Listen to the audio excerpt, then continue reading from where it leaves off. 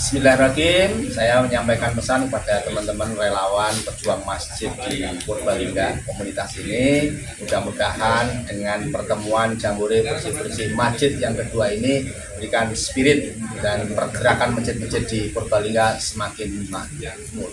Bersih masjidku, bersih negeriku. Anda bisa mendapatkan kebahagiaan dalam aktivitas apapun sekalipun sederhana. Tapi ketika kebahagiaan itu tidak diiringi dengan ridha Allah, rasanya itu akan selalu sementara. Kita butuh momen-momen baru untuk mendatangkan kebahagiaan itu. Tapi titik poin ketika Allah ridha dengan apa yang kita kerjakan, apa yang kita lakukan, maka Allah akan tanamkan satu cawan yang luas kandungannya, yang bisa menerima setiap keadaan dengan hal yang paling menyenangkan. Apapun yang kita lihat selalu nyaman, yang kita dapati kita ridha dengan apa yang Allah berikan. Keadaan itulah yang oleh Nabi itu diungkapkan dengan komen yang sangat simpel tapi dalam isinya. Kata Nabi, ajaban di amril mu'min. Orang beriman itu kalau benar imannya, maka kehidupan itu mengagumkan. Bila dia mendapatkan kesuksesan, dia iringi dengan kesyukuran, sehingga sifatnya tetap proporsional. Dia sukses tapi ada keseimbangan dengan syukur, sehingga tidak berlebihan menyalurkan kesuksesannya itu, dan dengan sifat berlebihan itu hanya memberikan beban pada dirinya. Saya pernah sampaikan kan, di kesuksesan itu identik dengan gaya hidup. Rumus gaya di fisika itu kan selalu F1 banding lurus dengan F2. Apa yang didapat itu yang keluar. Tapi orang tidak boleh lupa bahwa F itu selalu berbanding lurus dengan P. Gaya berbanding lurus dengan tekanan, hukum Pascalnya. Semakin banyak gaya, semakin tertekan hidupnya. Itu bandingan nilai kehidupannya. Nah, jadi gaya itu diperkenankan, karena itu bagian dari energi. W sama dengan F dikalikan S, hukum energi kan begitu. Jadi hidup nggak mungkin kalau nggak ada energi.